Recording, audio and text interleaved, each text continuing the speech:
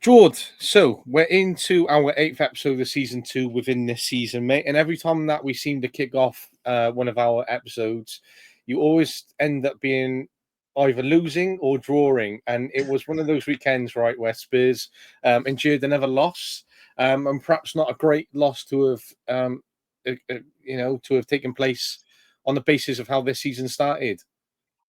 Yeah, it was a very frustrating result yesterday against Ipswich. I think, if I'm being totally honest, that was the most frustrating result under Ange tenure so far. I mean, with the Galatasaray result in the week, we could have lost that by a lot more than we did as well. But we just can't keep going this season. We can't get going. We can't find a consistent basis, and it's becoming very frustrating. I'm not an Ange out, definitely not, and I'll stick to my guns on that. But I don't know what on earth is going on at that football club at the moment.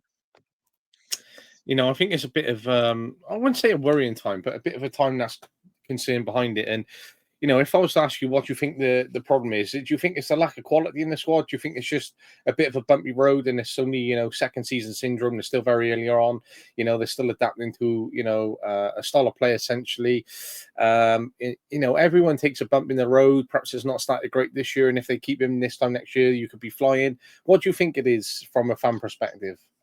I think it's a bit of everything. I think, yeah, for consistency, for squad. I mean, don't get me wrong, we've got a good, I say a good squad, but it just don't seem to be clicking. It still seems to be very clunky. Um, there's, I mean, Brendan Johnson's kicked on this season, I suppose, more than he did last season, having more of an impact. Um, but one thing that stands out to me as a fan's perspective, there don't seem to be a proper leader out on that pitch. I think we've got like Ange on the side that sets the precedence on the coaching side of things. But we've got Sonny, Romero, and Madison as our captains. Now, Sonny, I love what he's done for the football club, but it just doesn't sit right with me that he's a leader for Tottenham. With Romero, yes, he's had success with Argentina, but I wouldn't look up to him as a captain material. We're in that sort of essence that we've got, as like we've said in previous episodes with Manchester United, I feel, with Bruno Fernandes as captain. I don't think there's someone on that pitch that gives players a kick up the backside when they need it. And that's what's lacking. Um, that's the thing that stands out to me most of all, because I'm sure if you're a leader, you'd be getting into your players saying that, oh, we're 2 down to Ipswich, this is not good enough, or we're 2-0 up against Brighton. All right, don't drop this. And we ended up losing 3-2. I mean, it's with the 2-0 even at Brighton, that was reckless. How on earth we threw that lead away? Yes, they've had a good season. I'm not taking that away from them. But does it stem on Ange? He's taking responsibility for it, but the players have also got to take the responsibility on the pitch and be man themselves to do it, And I think that's where it comes down to is them taking accountability on the pitch and trying to turn this performance around, especially before you start dropping down, the rankings even further. And, you start dropping points and it puts you in a bit of a concern where you might not even qualify for Europe this year. And therefore, if you want to identify targets for next year, it might impact that.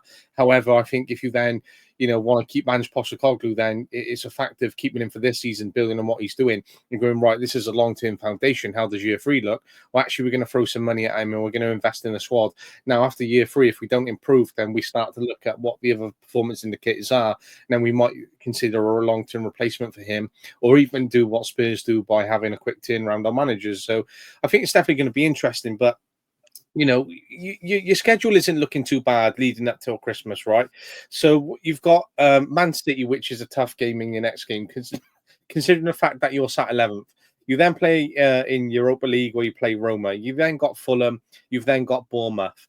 for me, City are on a up and down form as well, so you could nick some points there, right? I think that's not a cut and dry place, but if you're not performing, City will go there and they'll take that opportunity to get 3 points in their bag, right? Roma are not on great form. Fulham are beatable. Bournemouth are beatable, but they could always pull a result back, Bournemouth. But I think they're very beatable for in terms of where Spurs are. Then you've got Chelsea, which, Chelsea can always be a tough game, especially with the form that we're on at the moment and considering the future. You then away to Rangers, which aren't a walk in the park. They could still, present something. They're still a decent Scottish League side, but I think that's a very winnable game for Spurs. And they should be going up to Rangers and beating them. You then play Southampton. You've then got Man United on the 19th in the Cup, which will be very interesting in terms of how their new manager settles in and how they start performing. But by the reams of it, right, you could essentially not still be in a great place in the Premier League. Your Europa League could take a little hit, and you could be out of the cup depending on where your position is by then. Now your form continues then to look at Liverpool, Nottingham Forest, Wolves, and that's all by the end of the year. So Wolves, very winnable game, depending how the next month and a half looks in the build up of that game. Again, Forest with the form that they're on, whether they continue that. But you've got back to back, United and Liverpool in terms of those two games. One being the Cup, yes, okay. Some might argue the FL Cup isn't, warranted as a big trophy. However, it's a trophy which Spurs still want to compete for. They still want to put in the trophy cabinet. And I think when Postecoglou's coming out going, I always win a cup in my second season. Even if he does come away with that trophy, then that's something that he can at least be happy with and say, yes, I've still achieved this. Just allow the foundations to build. This is what the future could look like. But it's a few tough games in there, especially a very heavy schedule leading up until the end of the year. Yeah, it's going to be pretty tricky. I think this is it as well with our injury list that's getting longer by the day. It's looking a concern. I mean, Mickey van der Ven could come back. There was a doubt about Christian Romero yesterday. Rado Dragostea, I could have many discussions about. I just don't think he's got it at our level in Angie's style. It's shown that yesterday, shown against Galatasaray that he seemed to be out of his depth.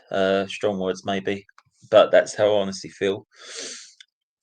It's quite uncomfortable sitting because, as you say, it could turn that the Europa League turns in somewhat instead of being in for qualification ascendancy. We might have to go through a playoff route if we're not careful. And we know with Spurs when it comes to two league affairs and everything like that, that can become very Spursy. With United, with Almiron coming in, how would he assess that? It might be an opportunity for him to look. We're in quarterfinals now. Let's go for it and go for a cup themselves. So that won't be straightforward. But this is it. I'm really. I think it does stem from higher above for me as well. In some ways, I've never really been a Levy out supporter. I mean, there's a lot of people that says Levy is to blame. But though I'm not a Levy out, I do question still about why you spend money on players, i.e., £60 million on Richarlison. That's let's face it, injured every week at the moment. It seems, or every day. That mustn't be nice for him. But regardless, as a supporter, it's uncomfortable viewing. We've spent a lot of money on Dominic Solanke, which he's proving his worth. I'm not disputing that, but still a lot of money. Just Timo Werner again, when it was a hit and miss first loan spell, he's come back for this second loan spell, which again was a bit of a surprise. If I'm totally honest, I just think that was more for depth than anything. Then we've got Wilson Odebear that has hardly featured this season when there was a lot of hope on him. It's very uncomfortable sitting, and we've been saying this before in previous pods, but you look at Brighton. Brighton used to get players in, obviously do really well, then they used to sell them on for a profit. That's the sort of thing that it used to be under the early Levy days with Spurs. And it was a good project, I suppose, because we felt that was our, if you call it, our DNA of a club. Buying players for small fees, then selling them on for bigger, and then replacing them. But that's not really worked out these last few years, and questions need to be answered on that. And Though I'm not an Ange out, as you say, if we're out for Carabao Cup, we sit around the same league position. Europa League's looking a bit fruity. Questions will start being asked of him, and I don't like to see that because, as we know again with Ange, when it comes to pressure, he really crumbles under that pressure. There's a lot of valid points within there, right? But when you even consider it, you're just under a third of the way in the Premier League in the Premier League game schedule. We're still only 11 games into the season, right? But you're only 3 points off when you look at Brighton, Forest, Arsenal, and Chelsea, who are sat third, fourth, fifth, sixth collectively. Now you're sat 10th, and that could be a jump of 6, 7 different places just by winning one game and all those teams dropping points, right? So you're very much still in that battle. Now, although there is that, 6 plus place difference, 6 to 7 places, there is a valid point where, okay, yes, you have that difference where you look on the table. You're actually very close in terms of those points, and it all depends on how the season's going. Where if you look at City, they've dropped quite a few points over the last few weeks. Their overall form hasn't been great, but this might just be a blip in where they're at the moment. Arsenal have dropped some points as well. Chelsea seem to be building, but when you look at it, Forest are very good. They're sat fifth. They're 3 points above you. Nuno Espirito Santos has just won Manager of the Month. Now that does put Postecoglou under a bit of pressure, I think, because there's a lot of questions asked whether he was sacked too quickly at Spurs, whether he was given enough time, and his spell was very, very short in consideration. It was like one of those where he was an interim manager and he was replaced very quickly, but it felt from an outsider's point of view where he was appointed, but they were never comfortable with his appointment in the first place. So therefore, they were happy to sack him very quickly because he wasn't the manager they always wanted. Now, when he's performing the way he is at Forest and he turned them around at the end of last year and how he's got them performing at the moment, if he qualifies for Europe this year and Spurs don't, then I think a lot of questions can be asked. But again, I still am under the realistic fact of, well, Postecoglou, if we want to build long term, we want to see managers stop being sacked so quickly. Allow him to have this year, allow him to understand where his position is, allow him to understand the squad, allow him to keep building. And okay, if he finishes anywhere under 12th, then I would say, yes, he's got to go on the firm respect of where Spurs need and want to be. Then that really isn't a position where they can really consider themselves. When you got United in 13th and bang, already they've had to sack Eric Ten Hag. Yes, they are a little bit different in terms of Spurs, their structure, their profile, etc. All these demands on them, so they've had to make that change in terms of Eric Ten Hag. However, if you're Spurs and you want to get out of what you were saying there from being that wheeler dealer club, making deals on players, and that ends up being a Southampton Crystal Palace kind of thing. Spurs want to consider themselves knocking on the door for the Premier League title, if not a regular European club. And if they're neither of those things this year and they're below 12th, then they really do have to make that decision. But I think anywhere above that, they have to allow him time to keep building, the same as Newcastle are allowing with Eddie Howe. I know there's some questions at the moment whether he's going to stay or wherever he goes. So that's going to be an interesting take by the end of the year and something we could look at covering. But I think they have to really give time to Ange, and I know he seems to have dominated a big part of our conversations over the last few weeks, but this is where Spurs currently at the moment, and it's not perhaps the greatest place to be. However, looking at the table and the points difference, it's not awful. It's not awful. I think this is it. Third place is. I think that's why we felt frustrated as Spurs fans yesterday. That with 3 points, we'd have gone up to third, considering with teams dropping points, and then maybe we might have kicked on. But again, this is it. There's that element of trust. If we was to sit in third, would we have maintained in that with how Jekyll and Hyde our season's been really, I suppose, to date. Yeah, it's a very I don't know. I mean, for thing that stands out to me is for club motto is to dare is to do. Uh, don't get me wrong, always love that motto. But and as I say, I'm not Ange out, but there is to dare is to do, and then there's reckless, and sometimes there is recklessness in there with Ange. Um, I mean, as well, yesterday you chased him for game. Why on earth wait 8 minutes from time to give James Maddison a run out? Mm. It, it just doesn't make any sense. He's too slow when it comes to substitutions. At times, I'm not saying all the time. At times, because he does change it at half time. We have still got technically quite a young squad, even though we've got some senior pros in there with Sonny and Solanke, and Romero. But we've got like young Archie Gray coming through, Mikey Moore coming through, Wilson Odobed's come back. There's excitement in there, but yeah, it's going to be telling come end of the season where we're at because again, there's that debate within Spurs community at the moment of would you take a lower place finish just to win a trophy this season? If you ask me that, I don't know where I'd stand because again, it depends how low you are on the table, and that's another thing. We act and we want to try and act as a big club, but are we a big club? Mm. Not really, and it pains me to say that. I think that's a very difficult sort of position to really consider and say things like that about yourselves. But however, that is the realistic fact around that because you look at your trophy cabinet, you look at your stats, you look at how you compare to the other clubs within the league. Okay, your current structure and stature might allow you to really compete with that in terms of the assets, etc.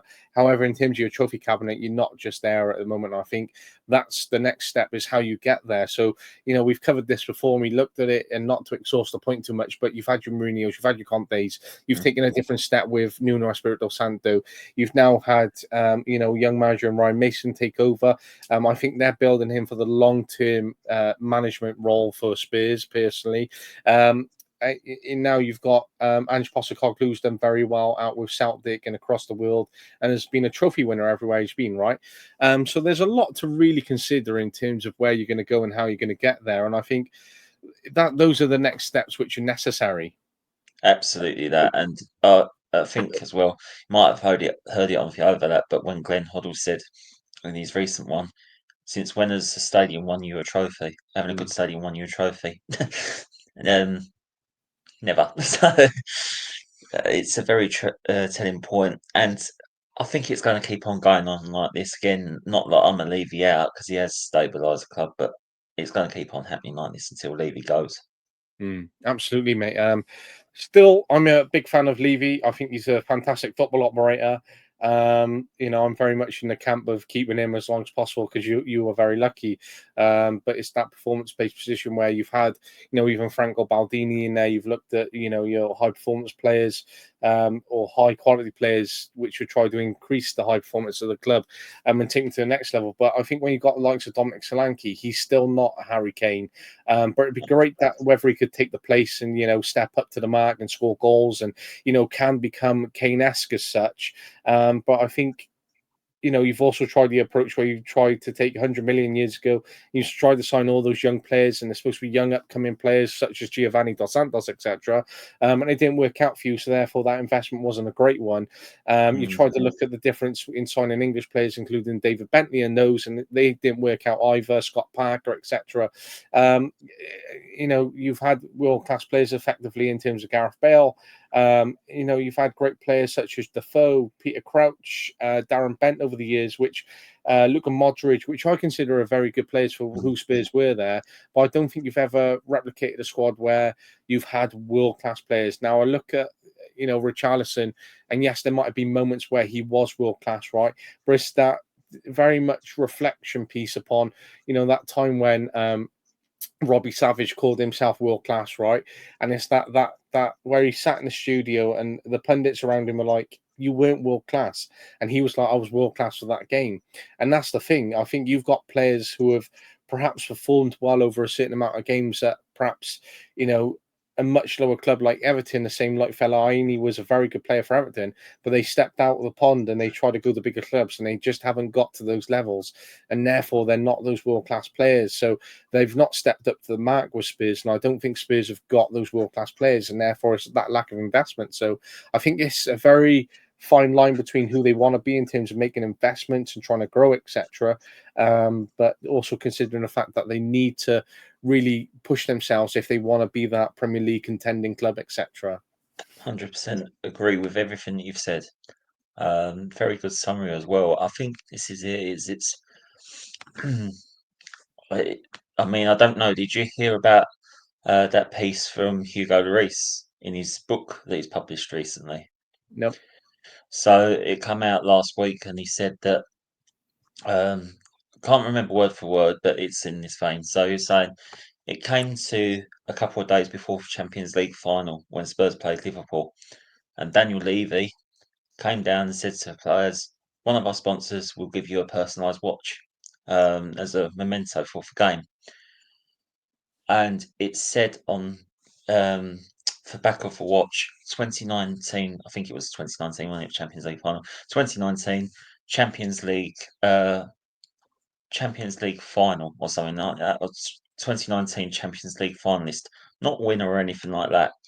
Now, Lloris said we was very disappointed with that because we was thinking you need that bit of encouragement to think that we are going to win it because he could have always changed it to have it reversed or whatever. So it was a bit of a downgrade that he felt at the time, and it put a lot of the players down, and it put Pochettino down at the time, thinking we've got all this way and then just to be labelled as that. Mm. And I found that really interesting, but I can see on a player's perspective and that, but that suppose up to me stems from mentality from Levy. It's not that next level.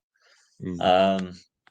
And as we've said, stadiums don't win you trophies or anything like that. But again, you need class players, but then you need to be playing Champions League football season in and out to get them class players in. And I think that piece from Hugo Lloris really sits with me there because it's I think that mentality, and I know a lot of people get frustrated by it because, especially in terms of the overlap, right? Because they do have a lot of United guests on there, and rightly so, because the main host of it is an ex-United player, and he went through the most successful times ever in British football, and if not world football. And when you look at the standards that they held themselves accountable to and what they pushed, then that's the difference between where Spurs are and considering where these players were. But yet, no one seems to be learning from these types of players to try and step up and to take that there. And therefore, you're already setting yourself up. Well, you've made it to the final. Well, actually, in my head, that's not good enough. And that's what was in Hugo Lloris's. Well, why aren't we winners? Why aren't we being considered the winners? We're considering ourselves that we're finalists, and we've been lucky to get here, like Leicester winning the Premier League, for example. Oh, it's been a very lucky run. It's been this, it's been that, right? Well, actually, we want to be pushing. We want to be a lot more than just, being seen as a club who was on a good run, got to a final and competed. No, we want to be seen as the winners. So how do we change that mindset? And I think Harry Kane was well within his rights to go looking for that at Bayern Munich for Yeah. a large, historic European German club who have competed for the Champions League title, who've gone on and won it, who consistently challenge for the title, who are pushing for cups, who are always being surrounded by world-class players. And if he could get 3-4 years there, what an amazing experience it is for him, especially to go to abroad, especially for him to win a few trophies, for him to still be counted as a Spurs legend, for him to be, looking at the opportunity of coming back to the Premier League at some time, for him to build on his goal tallies and to be one of the all-time top goal scorers, to captain his country, to make finals with his country, to be one of the most capped players, if not the most capped player by the end of his career. So I think there's a lot of considerations, and he looked at the big picture of that, and he's like, what am I actually going to achieve here at Spurs in the next 4 or 5 years? Well, actually, at the end of my career, I could retire and have very minimal trophies to look back upon my career, and therefore I might sit up in the stats very high, but actually I don't go down in history as one of the most successful players ever. No, absolutely. I find it incredible, and that's how I suppose football works. But I look at back from the team what I done Poch with Lloris, Walker in his prime, Rose in his prime, for two centre halves in Vertonghen and Alderweireld in their prime, Moussa Dembele in his prime, Christian Eriksen and Dele Alli in their prime, with Sonny and Kane also flourishing. But we still didn't win anything with that squad, and it makes me feel like sitting from on a fan's perspective here, if you can't win something with that squad, then why are we riding out so much hope on these set of lads that are just coming through or have just been signed for the club, in a new revamp, I suppose. For sure, mate, for sure. Well, looking at some of the other news from world football, right, and we're going to kick off and start it with this stat that I seen last week, which was quite an interesting stat, but actually it's now 17 games, 15 wins, right, considering the weekend that has just passed. But first 16 games, Arne Slot now takes the first position as most wins, followed by Mourinho, ex-Chelsea, Carlo Ancelotti, ex-Chelsea, Avram Grant, ex-Chelsea, Antonio Conte, ex-Chelsea, Unai Emery, Arsenal, and obviously we know Villa, Sarri, Chelsea. Now, the 7 of those, we take out 2 of the names, and 5 of them are dominated by ex-Chelsea managers. Now, when we're talking about high performance, we talk about those who are winning and pushing on the door. Now, Avram Grant isn't a highly successful winner compared to Mourinho, compared to Ancelotti, compared to Conte, and even to an extent Emery. And Emery doesn't have what Ancelotti and Jose have, right, in those grand respects. However, for him to be competing in 4th place in the Premier League, and actually his win record at Chelsea was really high on percentage, that just shows how much Chelsea wanted to really push the narrative, to keep pushing standards, and how they weren't happy with, Mourinho on 2 different occasions, but yet holds all these stats as, undefeated in 8 years, 3 Premier League titles, minimum goals conceded in a year, most points achieved, the endless titles that on records that he set at Chelsea. No, actually, we're going to go off and replace you with Avram Grant. Actually, then we're going to replace Ancelotti after 2 years winning the Premier League in his first year. I think that's the kind of levels which Chelsea were at, and they wanted to keep pushing. And, we all know Roman Abramovich had very short timeframes for these managers. However, he had an effective approach whereby Spurs sort of have that in terms of their turnover of managers in the last few years, but they just haven't had any success compared to what Chelsea have had. No, that's a phenomenal statistic. Yeah, as you say with Evan Grants and that, but this is it. Is Chelsea? They had a different narrative, as you said, and you hit the nail on the head there. I mean, with Arne Slot, I'm not disputing what he's achieved with Liverpool because it is a very solid start that he's made, and obviously sitting proudly at the top of the table. But he has inherited a lot of Klopp's players there. Do you think it would still? Do you think if he had to transition and make a new stamp on the squad, what will the Liverpool fans be expecting? I suppose as well. Will they be expecting to go like they have been in for the last few years, up near the top all the time, or would they expect for transition and be patient with it? But as we all know, with I suppose, mine's gone blank. But yeah, I mean, I'm going to say one point that it just comes to my mind because I was thinking of something else. I think I'm amazed that Pep's not in that statistic. I know he's only been at City, but with the names mentioned in that list, as you say, is remarkable, really. So, but credit to all them managers anyway. Regardless, it's some achievement because it's a very competitive league, as we all know. It's a huge achievement, and even if you take that away, I think that's something you can always hold. Like, Avram Grant hasn't been in the Premier League. I think you went back to West Ham a few years later on. I can't remember the exact dates, but even so, over the last plus 10 years, he's not been there, and he's still holding a solid position. And yet, we look at the amount of managers who've come and gone, and the world-class managers. I think when you're still holding an accolade there, yes, okay, people can argue it's not a trophy, etc., etc. I think personal achievement and showing your qualities as a manager and who you actually were, or actually you hold a very good standard in the Premier League, which is considered the best in the world. And how many other managers are in the top 5 or 6? Well, actually, you're 4th place, and look at the names you're surrounded by. I think that gives you a lot of credibility as a manager, which you can still always take away with you, even if you're long retired into the game. At that point, you can still go, do you know what? I'm still relevant. I'm still up there, somewhere. But here's another stat for you, right, Jordan? I don't know whether you've heard it or not regarding Arne Slot. But when it comes down to it, he's never lost 2 league games in a row. Wow, no, I hadn't heard that actually. When I heard that, mate, I was like, whoa, that is such an incredible stat. That's quite damning actually, and that's probably a warning shot to all the other teams in the league now. I think so, and I think it just shows his quality. And a lot of people before start the season were like, "Who's Arne Slot? Who is this guy?" Or look, he's just another Erik ten Hag, or look, or another Dutch manager, etc., etc. Well, actually, I think what we have here is someone who has performed very well and perhaps gone under the radar. And I think effectively, a lot of people will say the same about Ruben Amorim, right? However, these guys are competing in their leagues, respective, national leagues that are domestic to them, right, in their nationality. They're competing in the highest league in the land in their country, playing European football, building fantastic records. They can only win what's in front of them, and then they can only take the next step that is available, which is Liverpool and United. And then we actually get to see how we can judge them, how they perform, especially considering their respective experiences and what they've gone on to achieve, but holding them to regard of going, well, actually, you've proved it over there. Now it's about proving it here. And at the moment, Arne is off to a flying start, which is fantastic to have been seen. And, a lot of people said that about Pep. I remember him coming in his first year. They finished second. A lot of people said, yeah, he will struggle over here. Well, actually, this was a case of he just needed time to adapt, he needed time to learn, and he adjusted that, and he's proven himself time and time again.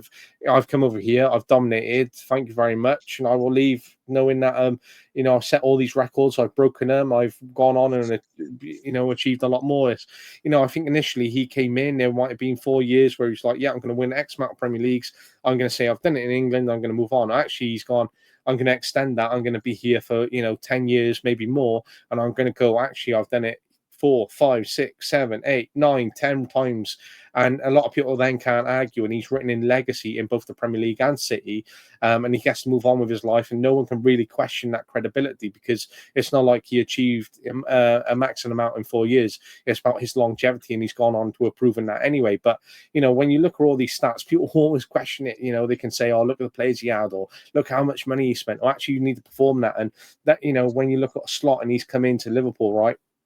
He has taken over a very good Klopp team, but it's about how he instills his standards, about how he manages those players, about how he changes the culture, the environment, the tactics, the structure, and all these different things that go into it. And that's why they're performing. So management isn't as easy as people think because, you really need to step in and have that man management that goes with it, as well as all those other considerations.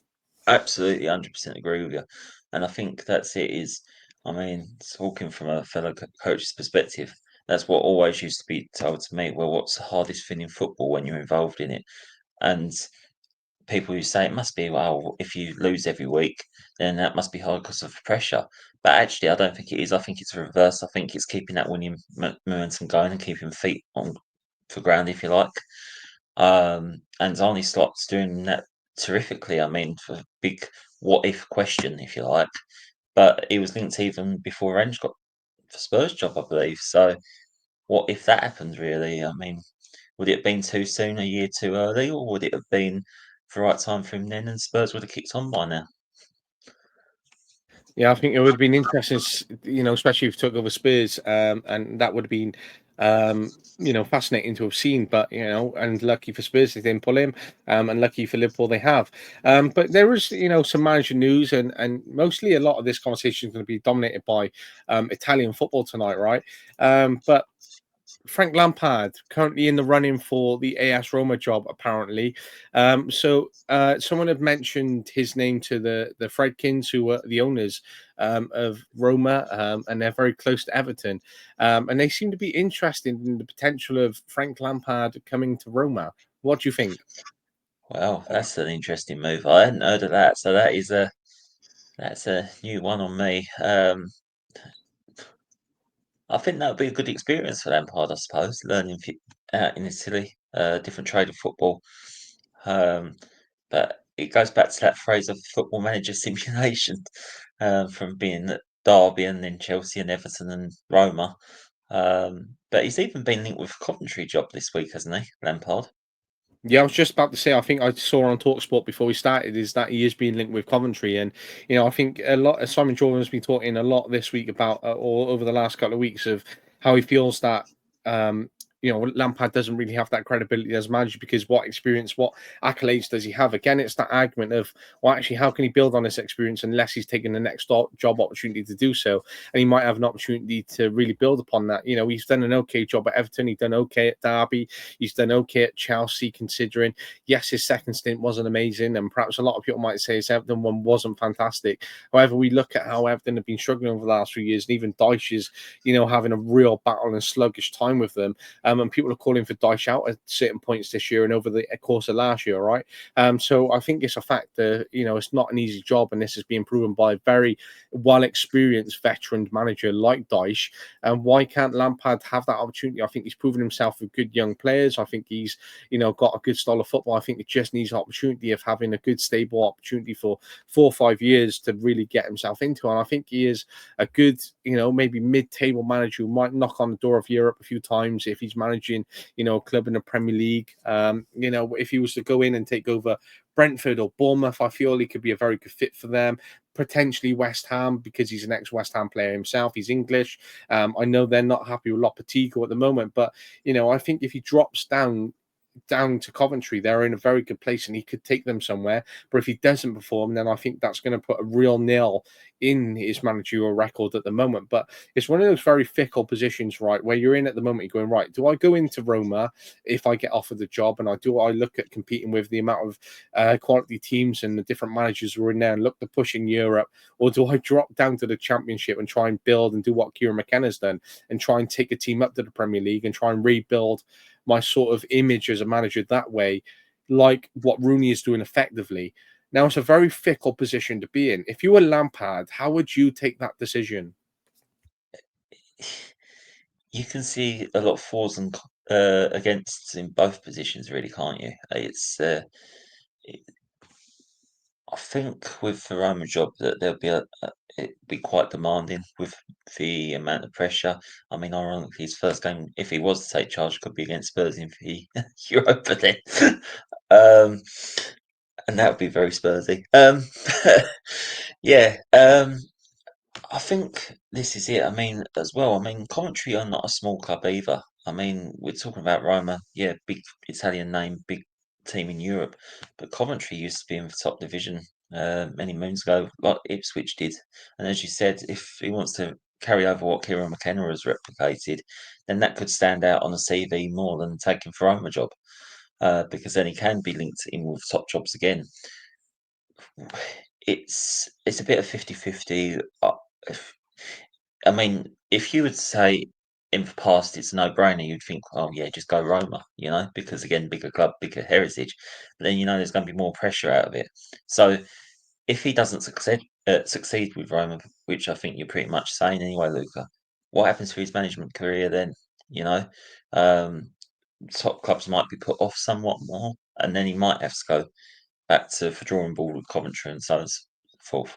But I mean, if you can imagine looking at his CV, it's like going for a job interview. If you had a lot of different job offers and job positions that you filled over for years, people start questioning you. Well, why didn't you last out that long? And if it comes back, well, I got sacked, I got sacked, I got sacked. It's not looking good going forward, is it? Absolutely, mate. And I think that's part of it is, do you want to pick up too many clubs too soon and end up having a very long list and ending up a bit like Ian Holloway and your Stevie Bruce's and your Sam Allardyce's, your Roy Hodgson's, etc., where you have a very long list and you become known as manager for getting sacked. Now, it is a fickle position because you do consider the different contrasts in both different projects and where you could go. But I think what he's got an opportunity is to look at Gerrard, who's receiving a lot of criticism over the last few weeks because of the way that he's performing out in Saudi Arabia. They've had consistent losses. They're not performing well. Now, if Lampard goes and takes the Roma job, could he end up being in a position where, he's being criticised a lot like Gerrard is, and therefore does his stock drop and then his opportunities start to decrease over that period of time? I think there's a very interesting contrast when it comes to those things. And when you look at how many managers want to keep pursuing, and I think he will want to be a manager who keeps pursuing, the same as Rooney will, the same as Gerrard will, right? I think they're managers who will, whereas other people like John Terry and Jamie Carragher and Gary Neville, who considered management and all have various experiences. Jamie Carragher, not as much on a football pitch as the other two, right? But they decided, right, I don't want to be a manager, not in the current climate, where Gary Neville had a lot of potential. And I think, his record, as we talked about before, his record isn't bad. And John Terry has, got fantastic assistant manager experience, but has never really stepped into the managerial role. Now it's going to be very interesting to see whether he does, but he's never stepped into the role as quick as Gerrard and Lampard have, or the same as Rooney, effectively. So I think he's got a lot of different ways to consider in the type of manager he wants to be and how his career is going to play out. And as to whether he's a manager at 45, 46 goes, yeah, I don't want any more of that. My football management career is done. It's going to be about the media. It's going to be about my family, that kind of thing. We won't see much of Lampard at that point. But I think he has been on a long list who's been contending with the England job. I think he wants to come back to the England job at one point. I think he wants to win trophies. So I think he will pursue it. And he, a bit like a Frank Rijkaard, essentially, whereby, he had those opportunities and, he looked at managing these clubs. He perhaps had a good record at some points, had some opportunities to, knock on a door, maybe win a couple of trophies, but then go into media and never really come back to management. So it's one of those things where I think that might end up happening, but going to be very interesting whether it does. But he is now in the competing position where apparently Roma are considering Roberto Mancini. Now, if you're competing against Mancini, I think you are going to struggle in that concept of, well, Mancini is Italian, he is available, he's proven himself in the Serie A, he's a proven manager in Europe. Why wouldn't you bring in Mancini on a 2-year contract if it was an opportunity of having that experience and to really compete with the types of managers you have in the Italian league? Oh, absolutely. I don't think you can look past Mancini's experience that he's brought into the game and his, with his reputation and with what he's achieved in the game as well. I think personally that's a better fit than Lampard going there. It just seems a bit more fitting, especially with Conte over in Napoli. And now they need to keep on for the same par as much as they can. Roma and clubs like that. I mean, it's casting back to Lampard just for a second, but do you feel that, I don't know if this is the right way of putting it, but do you feel that football owners sometimes get tarnished and blinded by players' playing career, thinking, well, they've had a really good playing career here, so they're going to be a really good manager? Because I get that impression sometimes. I don't know about you. I think there is a level to that, whereby that expectation for them to be as successful as a manager as they were a player can be held in that regard. And I think Terry and Nev were held in that regard, and perhaps that's why they walked away from it, especially with the opportunity, especially with what Gary Neville's doing now. Right, when you look how different his life is, why do I want the stress of managing, considering what I've got in my life in terms of podcasts, in terms of the media, in terms of working for various media outlets, in terms of owning a football club, in terms of owning a football ownership group, and all these other different things that he's involved in, right? And he's taken his career in a very different direction, and it's been a natural progression for him because he is very good at it, and he's taking those opportunities and he's continuing to have further opportunities to do so. But when you are considering those types of managers, I think yes. And I think it can be very tough on them to really be held in that limelight. And that's why I think John Terry hasn't stepped up to be a manager, because he doesn't want to be seen to be a failure effectively. He wants to hold his position as a former footballer in good regard, and not for it to be tarnished by the manager that he was, in a way. And I think that's what he can be happy with deep down. But as he said on the Simon Jordan podcast, is that he is looking for that managerial role. So it'd be interesting to see whether he actually does step into that role, or whether he doesn't, and turns into Sol Campbell effectively, where he might have considered it, he gets offered one job, doesn't do so well at it, and then never steps back into the game. Now, I know Sol Campbell has argued other points over the years in terms of his race and opportunities for black managers effectively, but I think I've recently heard on a podcast that he is happy to stay away from the game now. He's no longer really pursuing those opportunities like he was years ago, because he's happy to have moved on past the game. So I do think there is that level of where you can be tarnished with that brush. But this actually fits in nicely of something that I've seen, right? Damien Duff, former Chelsea player, won the league in Ireland with Shelbourne, and I was quite taken back by this statement here, being compared to being the next Mourinho and Bielsa. Now, I took them to the final game where they literally had to win the game for them to win it, which is a fantastic achievement still. But I think, that statement is quite ludicrous. So I'm going to ignore that on that fact. But the fact that, we look at players, okay, yes, he wasn't the most successful player. Yes, he wasn't a Lampard or a Drogba or perhaps an Anelka effectively, right? But he still had a decent career. Now he is managing. He's been at Shelbourne for 4 or 5 years. He's just won the title. He's changing. He's been renowned to change a lot across Irish football. Now he could be in contention for a managerial job over here, say in the Championship, and someone could take a punt on him the same way as someone took a punt on Gary Potter, for example, Graham Potter, right, where he was abroad and they saw him doing well and brought him in. But he could also be a great shout for the next manager of Ireland, for example. So interesting sort of fit in terms of that question you posed earlier. Yeah, he's. I mean, congratulations to Duffy first. That's a great achievement, and as you say, with that statement of Bielsa and Mourinho, two contrasts completely. But yeah, it's some achievement, and I think this is it. I just feel that it comes to flights of Damien Duff, like you say, might not be the most skillful, but he had very level headed shoulders that he carried. He was very mature. And I think this is the problem that we face is that, I mean, I'll look at it on a outside. Again, I don't know if you feel the same, but I mean, Rooney, we've said a lot about during the podcast and that, and we've still got to judge and so forth. But I just get that impression sometimes that it can go either one or two ways if you get a big name in, say, at like a Plymouth or, Oxford. I'm just saying them as examples. It could either go for way of, right, we've got a really big name here that's going to take us to that next level, or it could be that their ego's so mad that it sort of causes a toxic atmosphere within the club. And it's a really that's why again football's really strange like that. But I think with Damien Duff, wherever he goes, and that's as you say, that's no mean feat. That's a great achievement to see what he's done. And I'd like to see where it takes him because, as you say, Championship club to build on that and even be linked with the Iron job. It's shown with Wales with Rob Page, England with Southgate, and so on and so forth. That couldn't be a bad shout either. I think that could be, as you say, if he's galvanised and changed the legacy there over in Ireland with Irish football, that might set a precedence for their nation to lead their nation out. Mm. I think it'd be a fantastic opportunity to lead this nation out, especially to have that opportunity to do so.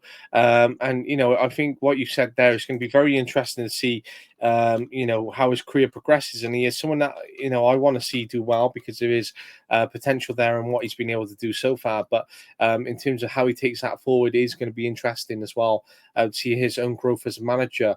But slightly taking it back to the Italian theme and just contrasting some news that I've recently seen. So the return of Mario Balotelli. He's recently signed for Genoa after being released by his previous club, which was based out in Turkey. And now he's back in Italy. He's played 2 league games. He's yet to score at the moment, but still early days. But when I saw this, I was buzzed to see Balotelli back, right? I've loved Balotelli for a long time. He is a very controversial character, someone who's never really lived up to his expectations, but not a bad career by all accounts, right? Inter Milan, Man City, AC Milan, Liverpool, a return to AC Milan now. He's played for Nice, he's played for Marseille. Now he's played for Sion in Italy, which are a regarded club, and now Genoa also playing for his country with Premier League titles under his name. That's not a bad career compared to, other players, i.e. Ravel Morrison, who has been jumping from club to club and, dropped right down the lower levels. Now, I know that Balotelli has as well, but, he still has a considerable career which he can look back upon and go, yes, I've had success. Yes, I've done well. He's had over 400 league games. He's got 3 Serie A titles, a Coppa Italia, a Super Coppa Italiana, a UEFA Champions League title with Inter Milan.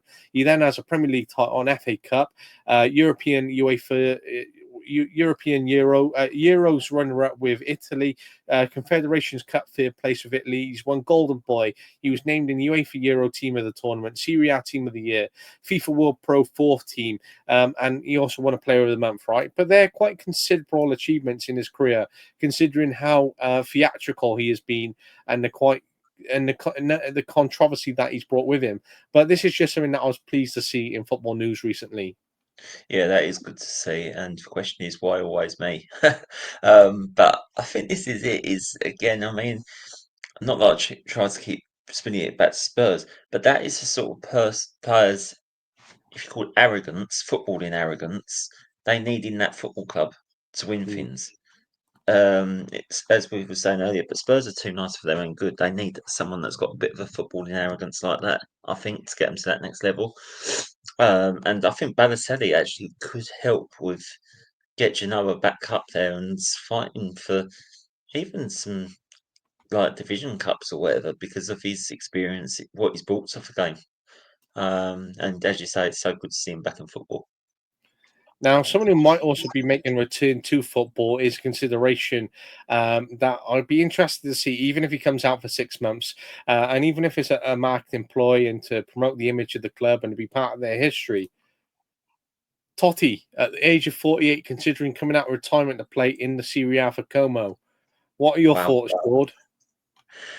That would be nostalgia. It's fine. It's nostalgia on toast. Sure Yeah, would and be. I would love to see that. And I'm sure you would as well, mate. I think it'd be class, mate. Even if he just laces up his boots for quite a few games, knocks in a couple of goals, and has a solid 6 months just to promote Como, right?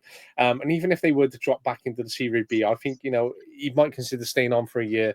And even if he was to bag a few goals and to have a year and a half of good time there, and to promote the club, I think it would be amazing. But you think if he does play for 6 months, you see him come on against Inter, AC, Napoli, and all these different types of clubs.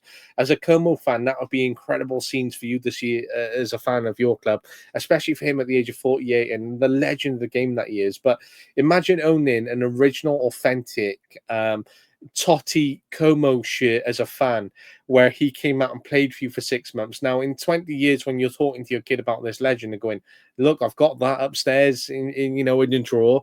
As a fan, that is the most nostalgic piece. So I think there's a great piece of marketing in terms of that ploy there. But I think that would be such a great piece of football memorabilia. Oh, absolutely. 100% agree. Everything that you said. And if he was to come out and play up, even I'd consider getting a Totti shirt on. you know? I think it'd be class to own. I think it'd be class to see, mate. And it'd be a great sort of memorabilia to own, and I would be so all over that, mate. But this is someone which I've seen also, Jason Puncheon. Remember him, the former Crystal Yeah. Palace player who asked to take some time out for the toilet during a football game a few years ago, right? And we all know the chants which surrounded him at that time. But he's actually now managing out in Cyprus. So that's going to be interesting, where he previously went out towards Cyprus at the end of his career and he played for 3 clubs, making 65 appearances for Paphos. Now, I think when you say interesting managers who come out of the game and perhaps being considered in terms of their respect of their careers. Now, I know Puncheon didn't have the career of Lampard, etc., but when you look at the type of club that he's joined and the type of career he's had, actually he is quite a big name to a club like them. So I think there is a bit of experience and a bit of his own reputation that might follow him, but definitely someone to keep an eye on and in terms of how they perform, mate. I'd love to see how he gets on. I mean, I didn't even know. Try not to laugh. I'm trying not to laugh. But I never have a football club. I mean, what's all that about? Probably that's why they're third bottom because they've been partying every week. But punching, yeah, I'll be intrigued to see how that works out. And he's got experience over there. But as you say, again, clubs are very clever like that for a marketing ploy, as you just mentioned, because it drives their reputation of the club up somewhat, and it gets people talking. And exactly that's what we're doing tonight. But wow, Iron Apple have a football club. I mean, I heard that only recently that Ibiza had a football club. So Iron Napa's got one. I mean, the Ibiza versus Iron Napa derby is well and truly on for 3 seasons, I think. Mate, you talked about the Reflective Coach podcast on tour, mate. We might have to actually go out and see some of these games firsthand as a bit of experience for us. But their first game is in 12 days' time, so I think I'm definitely going to be interested just seeing how their opening game takes place and just that little bit of interest in him. But he's someone who's English. This will be his third managerial job. His career's taken a different sort of contrast towards your Rooney, your Lampard, your Gerrard, etc. But you have to do what you want to do and get yourself out there, especially if you want to be a manager. But in a few years to come, he might be a part of a backroom staff in the Premier League somewhere or the Championship, whereby he's working with more of a renowned name, and he might, have that opportunity to step up and get back into the game within the Championship way that way. But it'd be interesting to see what he does. I wish him the best of luck. And I was truly pleased when I saw that piece of news, because I'm someone who likes to see former players come back into the game and how they evolve as a manager, or where their career is going to go, and especially when they're young and have that opportunity. So, good luck to him, and I wish him all the best. 100% agree. Good luck to him as well. I just couldn't even imagine him telling his grandkids in future. When I was back in management, my first job was at Iron Apple Football Club. What? Imagine that, mate. Imagine that. They'll be more interested in terms of the life he had around that rather than the management, I think, to be honest, mate. Now, a bit of different managerial news. An actual foot manager piece of news, whereby Albion Rovers appointed this guy for a match where they were going to play in the Scottish leagues. And when I read the original comments from the club, this did not go down very well. This went down very, very badly in terms of the comments for the club. They felt that a lot of mockery was being made. They felt that there was a lot of issues surrounding this, that it wasn't a good place to be. Now, when I actually read more about this the next day, they actually beat Hearts 2-0. And I was like, whoa, that's fantastic. What a great story for him. He comes out, he actually gets an official game. He's beat Hearts 2-0. That's a great way of him opening the door and going, hello. Actually, I've done a bit more reading into him, and I'm not sure if you saw this yourself, George. No, I haven't. So when I actually done a bit more reading into this, right, mate, it was a case of Albion Rovers relieved him of his duties about an hour or so before the game actually started.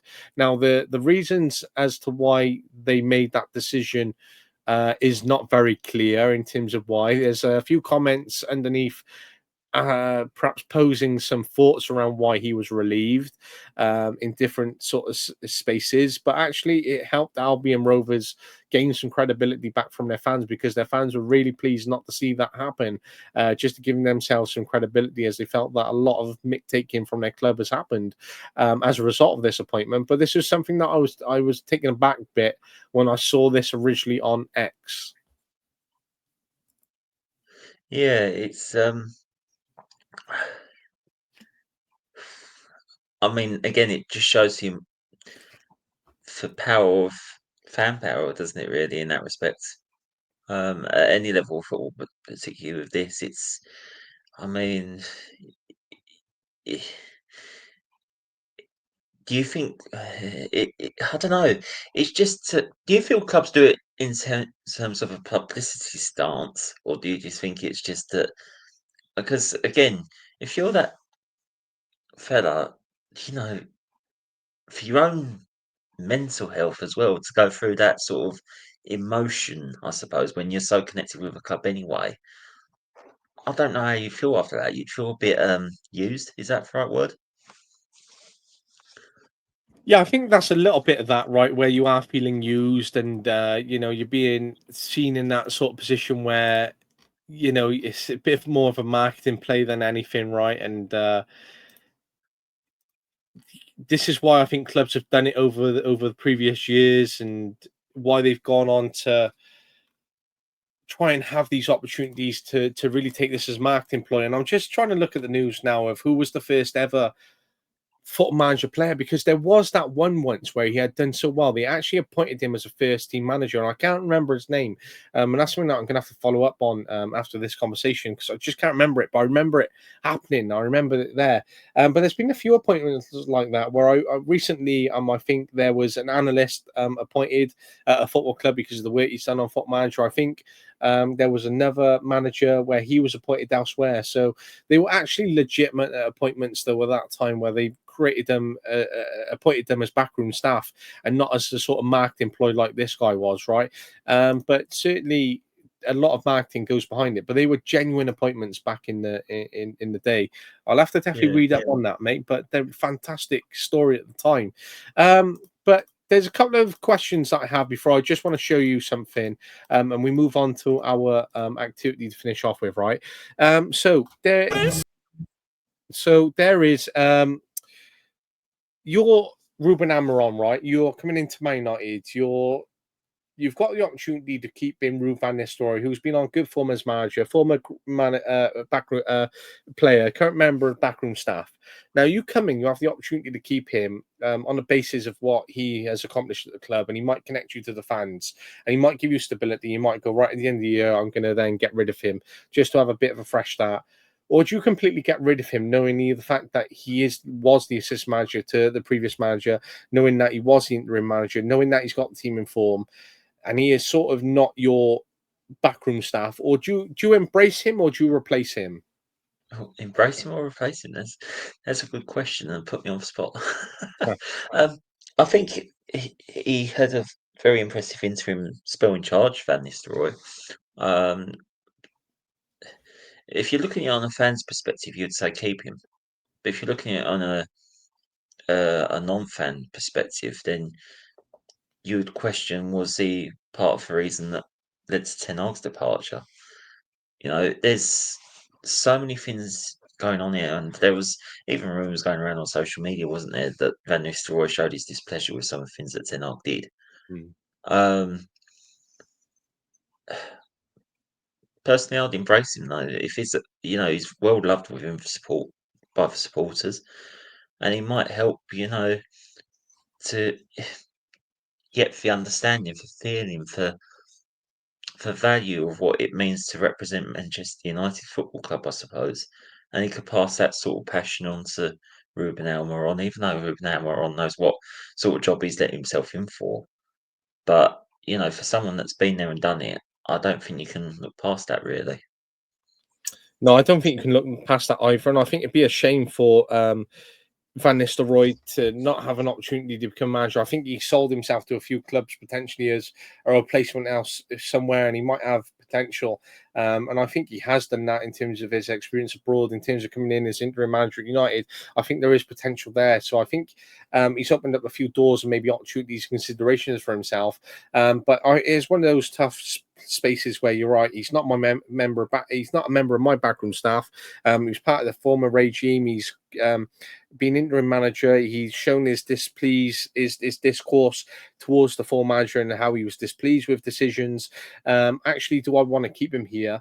Well, is he going to be a hindrance rather than a benefit to me? And I think there's some of the questions, and I think there's something that Amorim is going to have to get right if he needs to start off positively, because I think down the road, a lot of questions could be asked by the media, etc.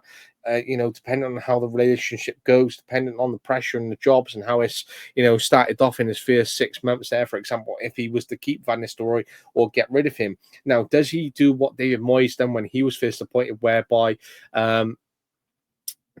David Moyes sacked Rene Moulenstein and a lot of the backroom staff very quickly? Or does he embrace him and keep him on board and overcome what Moyes did years ago? Or does he come in and say, this is my management team? I think there's a lot of considerations there for him. I think you have to get off to the right start. It's a tough decision already when you're coming into your new job.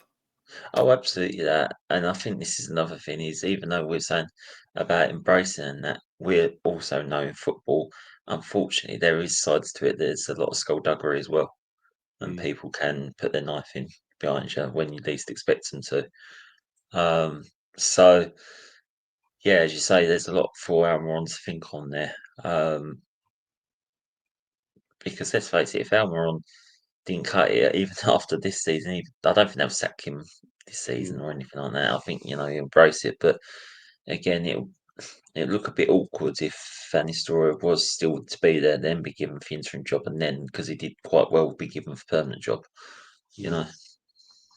I think they're just the few considerations that go with the job, but just something that was in the back of my mind in terms of how would you approach that, or how would I approach that if I was the manager, or if I was Amaron, or if I was going into a similar scenario in terms of that. But George, I recently saw this on social media, right? The Wonder Kids that did not fulfill their potential. So you have Bojan, Alex Pato, Giovanni Dos Santos, which actually came up in this conversation earlier on. Anderson, Jack Wilshere, Ganso, which was a fantastic name. His Yeah. career is unbelievable. He is still playing. He has played over like 600 league games. Yes, okay, he was doing well in Brazil, came out of Brazil, didn't do well, went back, and his career has still taken a good projection in terms of how he was anticipated domestically. Okay, didn't achieve it in Europe and across the board, but he's not one of those where his career just fumbled. He went back and lived at home and done well. Dronta, Sacco, Phil Jones, Micah Richards, and Kappa.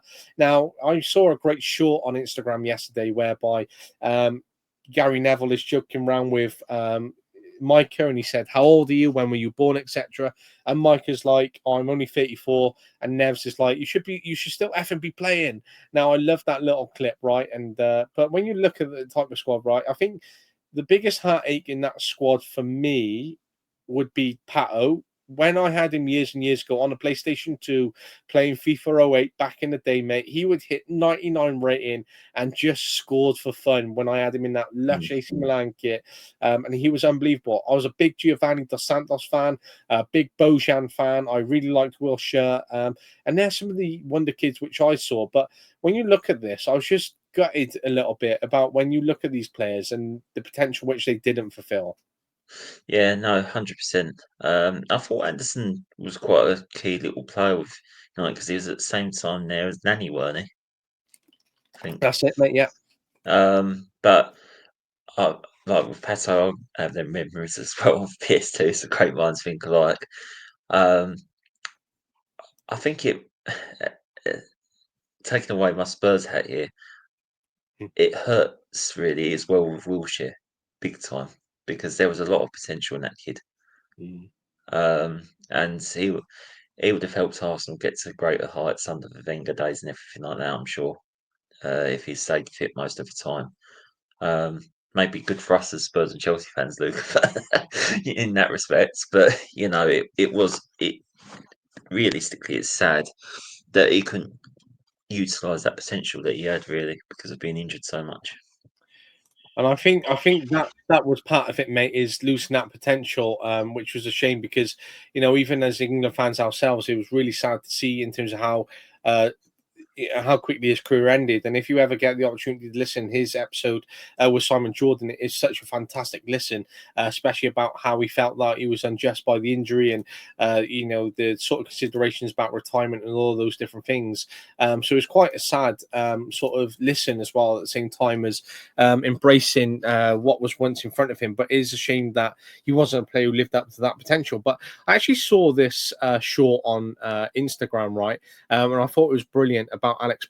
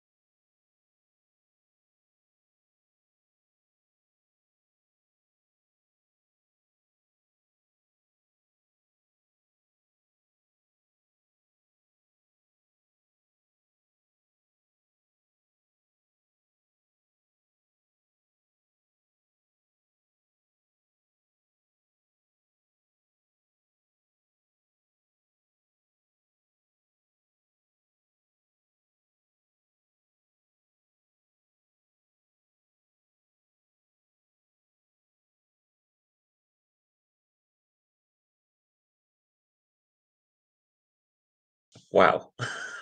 Just fills you with excitement and enjoyment and happiness when you see the quality in a player like him. Oh yeah. I mean, that was just exciting. It was just phenomenal.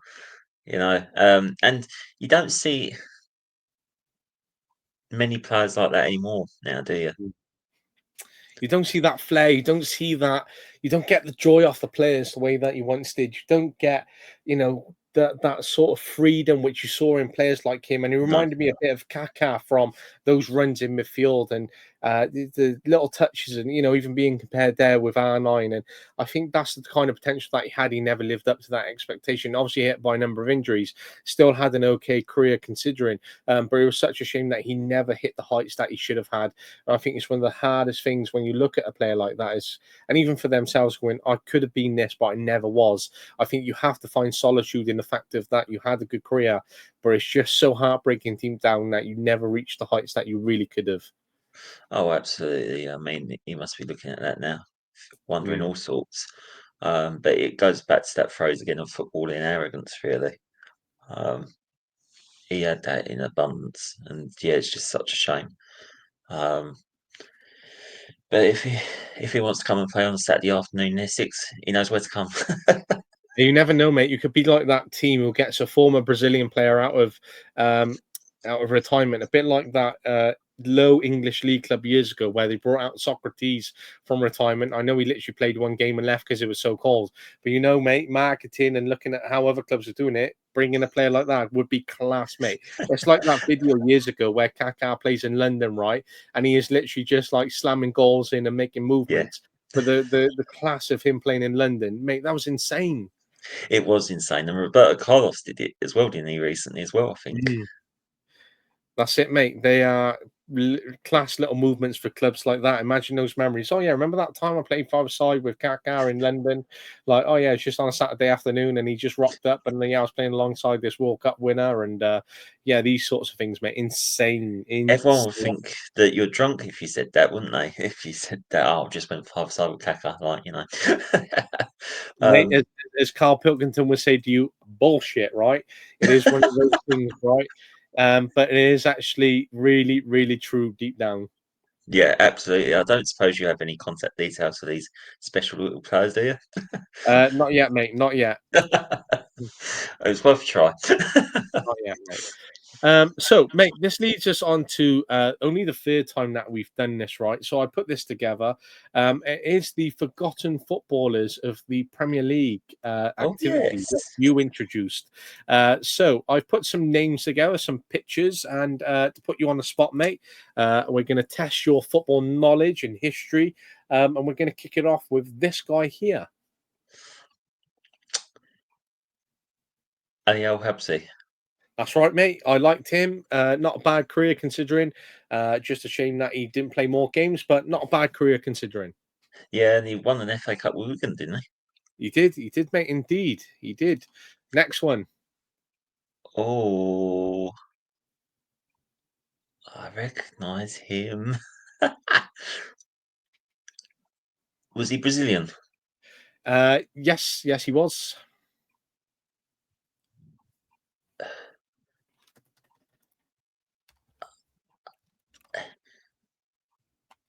Anderson? Felipe Anderson? Not Felipe Anderson. I am going to correct myself. He wasn't Brazilian. He was Portuguese. Oh, Portuguese. That just gonna kick me. Portuguese.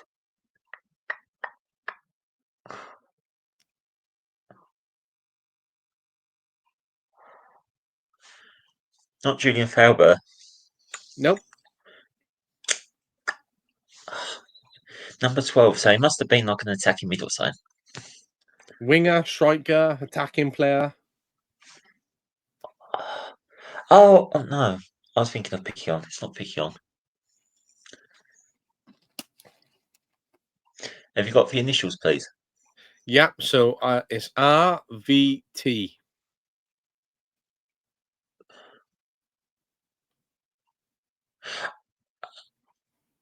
Oh, he was at Bolton as well, weren't he? Yes, yes, he was.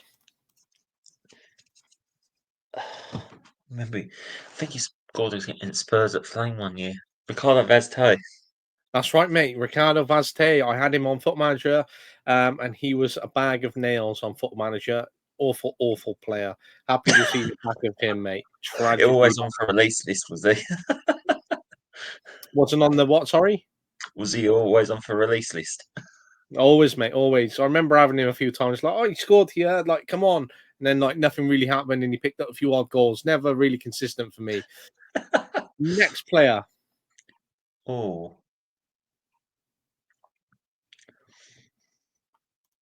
not Ugo Egiog, is it? Nope.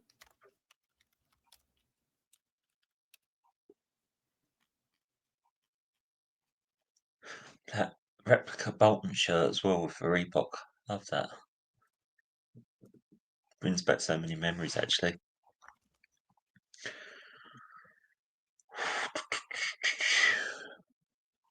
I'm going to say pass on this one, Luca. Pass. Well, that would be a great shame, my friend, because he was such a great player for Bolton that you couldn't even forget who he was. No, wait there. You seem to have forgotten who he was, mate, which is quite interesting. This was Ricardo Gardner. Oh. Damn. That's what I've got to say.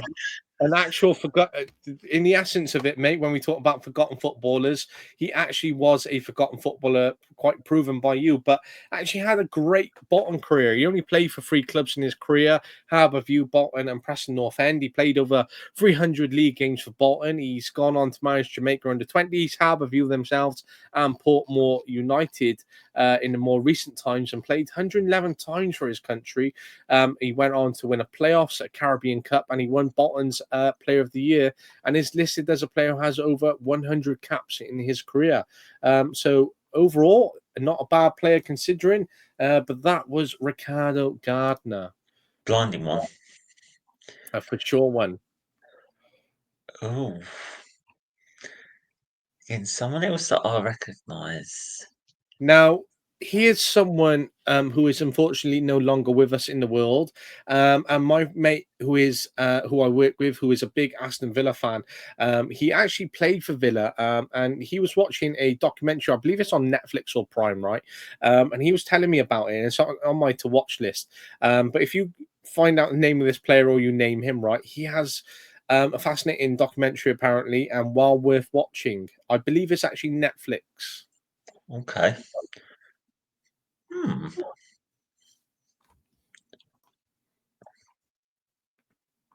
Did he play a lot of games for Bolton?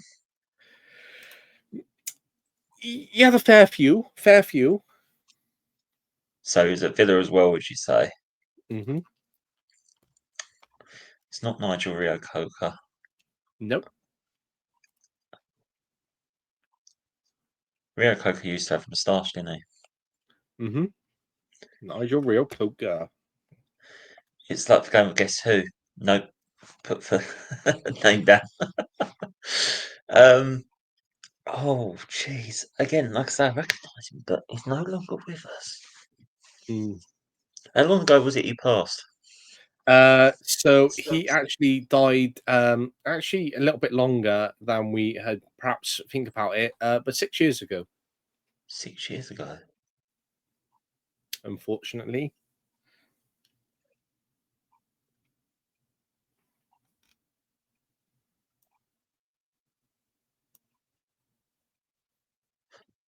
He didn't play in the same Bolton team as Gary Speed, did he? I believe he did around that time. There might have been a very close overlap.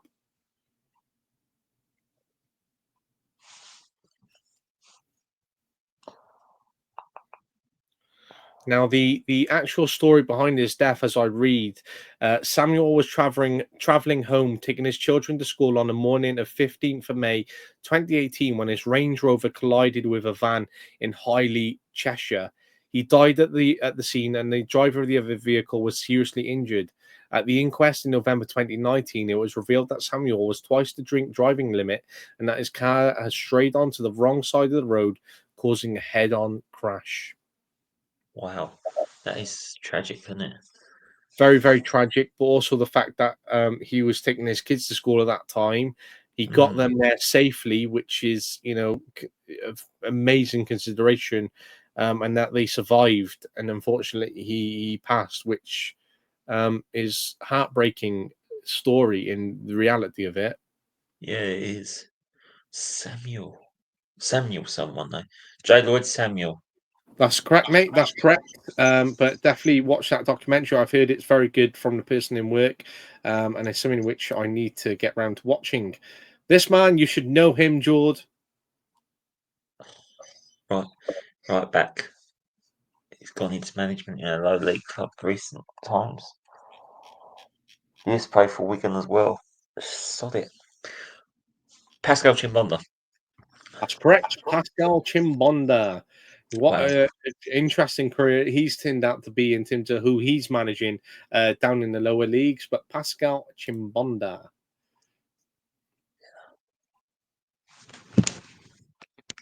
That's the Football League.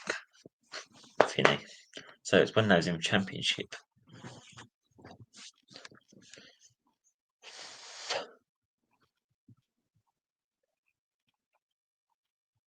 Must have been the first time they gone into the Championship because they was in the Championship twice, wasn't they? Yep. So first time.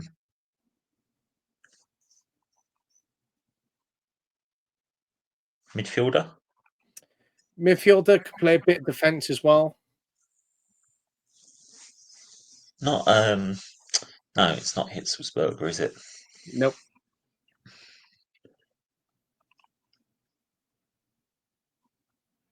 McCann? Nope.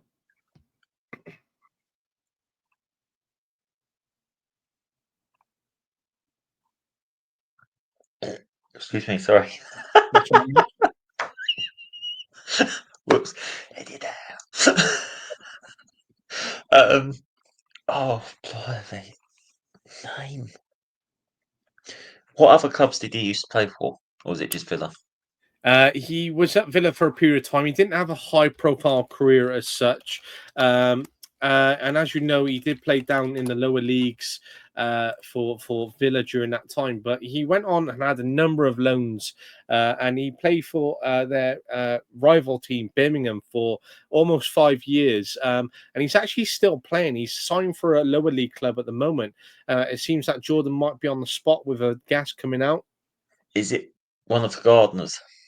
It is indeed one of the gardeners.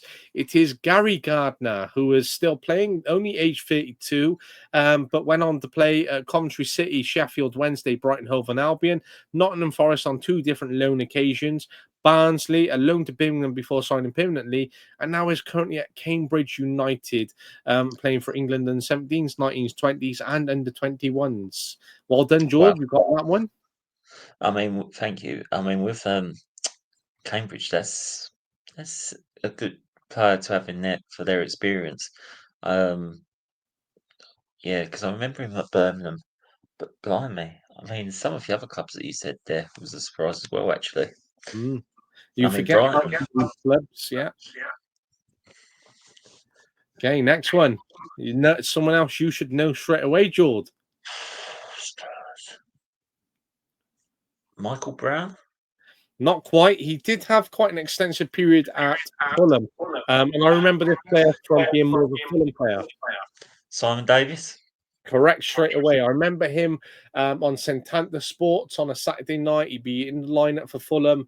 And yes, that's how I recall more of Simon Davis. He no longer looks like that now. He looks terrible these days, if I'm being realistic, mate. Has not aged well whatsoever, unfortunately for him. Yeah. Simon Davis, I remember as well. I mean, I don't know if Chelsea had one, but do you remember on PS2 they used to have like a Tottenham 2005 and it was just you was always Tottenham or Oh, whatever. yes, mate, yes. I remember Simon Davis on there actually. Oh Good man, Villa profile, mate. again. Villa again, Gelfonte? mate. No, it's not. This was in Championship as well, must be. Uh-huh. First relegation as well. Because thinking of sponsor from previous image.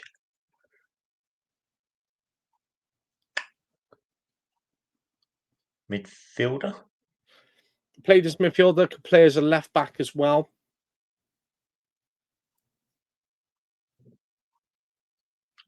English? English. He started his career out at Man United. Yep, Kieran Richardson. That's correct. Yes, Kieran Richardson.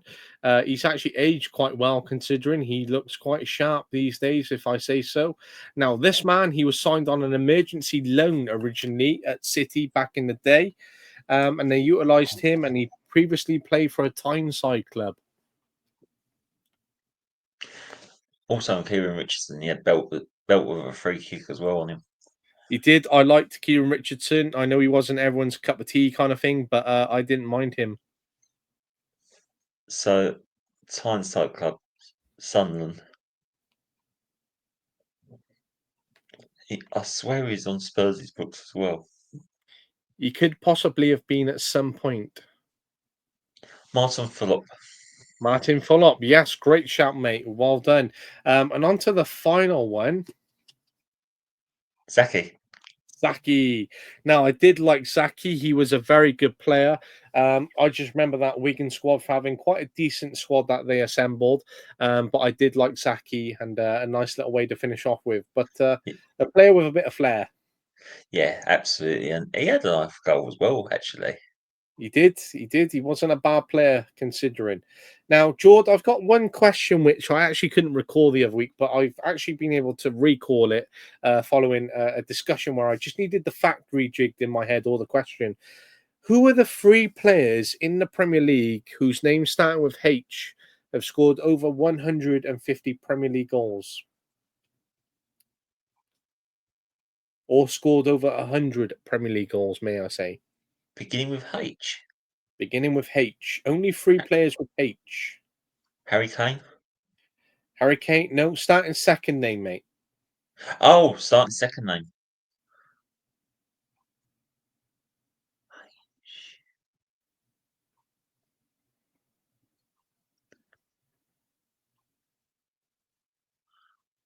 This screams out that it should be pretty clear and obvious, but Mate, this is what I had when someone asked me this question. I had one straight away, and then I had one in again about 10 minutes time, and then it took me about 24 hours to think of the next name, and it was just like, oh wow, I should have said that straight away. And mate, it is very straightforward, realistically, but also it is one of those head rackers where you're like, I can't remember those players starting with H. Eden Hazard. Wrong. Oh, Dane.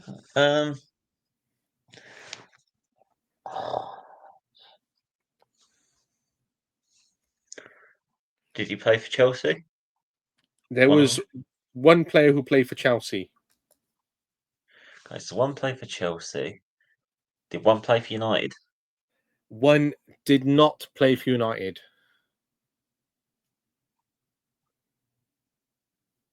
Okay, so going back to Chelsea then. So if it's not Hazard, fairly recent, I assume. None of these players are still playing. They would have been Okay. more around when we were teenagers.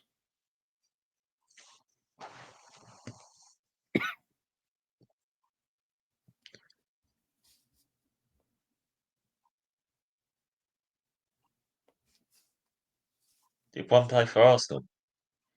One did play for Arsenal.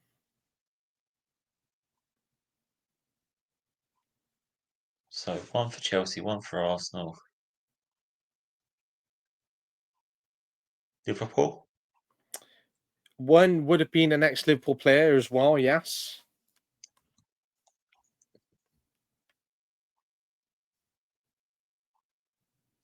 So did he play for Chelsea and Liverpool or Arsenal and Liverpool? There wouldn't have been players who have played for both. Oh, so it's Arsenal, Chelsea, and Liverpool, yeah?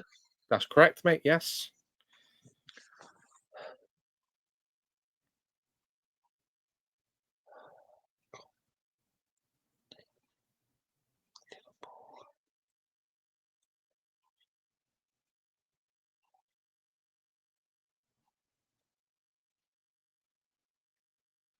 Wow. Mine's just gone completely blank. And when we was about teenagers, ooh, blimey.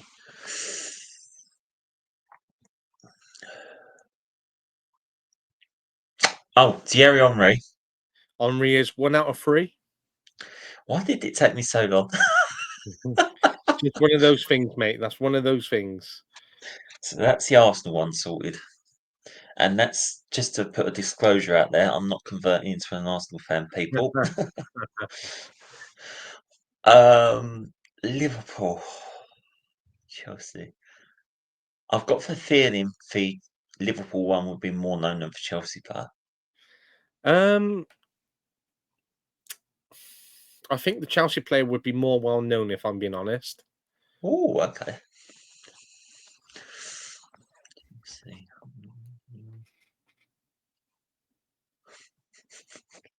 I was going to say Hanelka, but it was Anelka.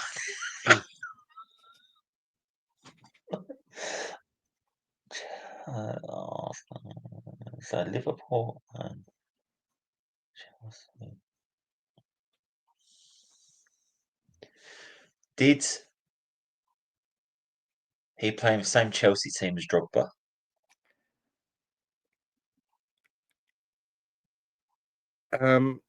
Would have been before his time. Before his time. Not majorly. Was Mourinho one of his managers? Good question. I don't think so. So it was before Mourinho? Yeah. So I'm thinking that Chelsea managers before Mourinho. Oh, God. And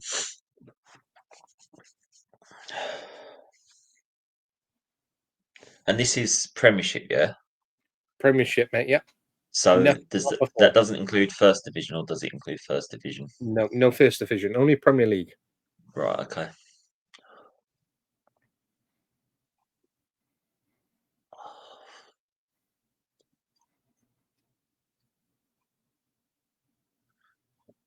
Was they English? The two that you got remaining, one is English, one is not English. One that is English, did he get many caps for England? He had a good amount for England. I'm asking you 21 questions here. I'm trying to whittle it down in my mind, but it's not helping any. Yeah. It's after Michael Owen's time, isn't it, at Liverpool? Would have been around then. Oh, around then, okay. Not what?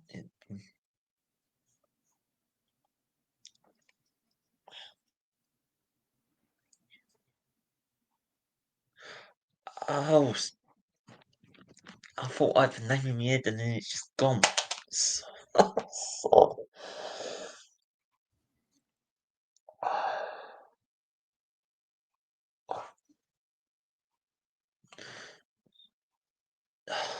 No, I was thinking about Manneman, but that begins with M.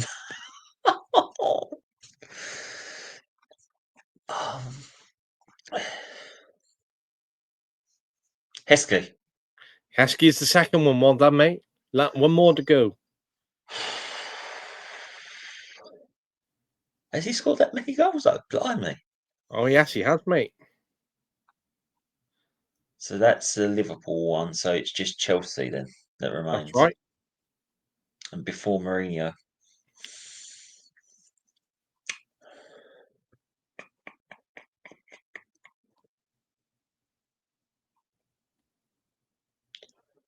Hasselbank. Hasselbank, well done, mate. That is your three players starting with H who have scored over 100 league goals and who have done very, very well for themselves. And, if Haaland does get over the 100 league goals, which I believe he's only 26 off, he will be the fourth player to join them with players starting over H. But, mate, a great question that I really wanted to pose to you that finished off this week. But for the last 20 minutes or so, your brain has really been racking itself looking for answers of forgotten footballers and testing your trivia knowledge, which we did get there in the end. So for anyone ever looking for a quiz team member to answer some football questions, Jordan is available. You can request him on your team at any point, and I'm sure he will just be happy to be part of your team. And looking at payments, the payments could probably actually be endorsed towards his fundraiser, which he is doing next year. So it's a win-win situation. But I do recommend Jordan. He comes with high value and a 5-star Trustpilot rating. So please do get in touch with him. But mate, it's the third time we've done that, and fantastic knowledge and recollection of some of these players. Because even as I've gone through them then and we're doing it, I'm like, oh my god, who did I actually put on that slide at that point? And then it took me a bit of time to rejig to some of them and recall that knowledge. But some good players there that we've talked about.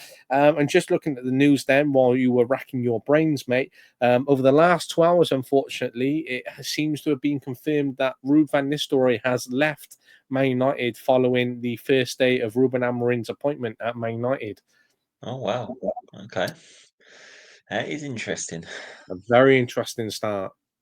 I wonder if he's got a management job in here, but bit sad for him really because Mm. of how he's trying to galvanise United again. But it's a fresh slate now for United, isn't it, to move on?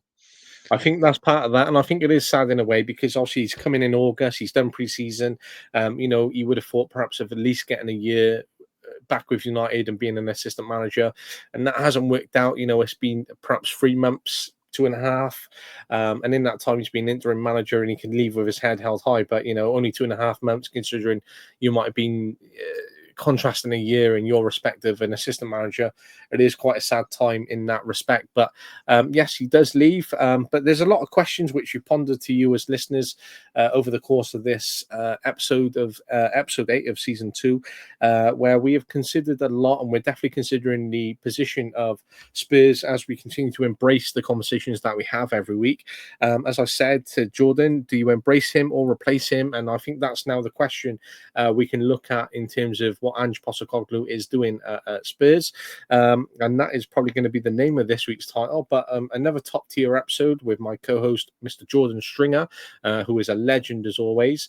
And we hope you've enjoyed this content. And we look forward to episode 9, where we will hopefully bring you some more news and we get to look at Lee Carsley's final England squad and how his performances look before the man takes over, Thomas Tuchel, which we're both very excited about. Now I've converted Jordan into being a Tuchel fan, and he's been non-stop texting me about how he's been watching his build-up play and trying to get his own team on Saturdays to play like Tuchel's, which I'm very proud of him for.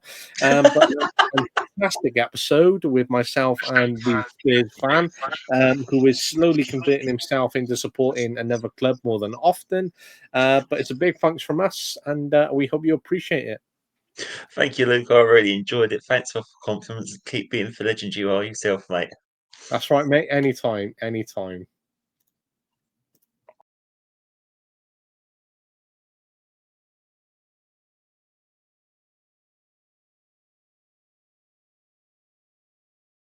But yeah, we try to be that group that can help be there for the players as a 3, because I think you mentioned earlier, you want to have different characters in the changing room. You want to have different personalities. You don't want the same kind of people, because you're not going to be able to move forward. If you've got 10 people and they all agree the same things, you're going to get to a point in time where actually you're going to become unstuck. You need that one person to actually be like, nah, I don't agree with that. Or actually, we should try this. And I think that's why the huddle works, is we're all quite different as human beings.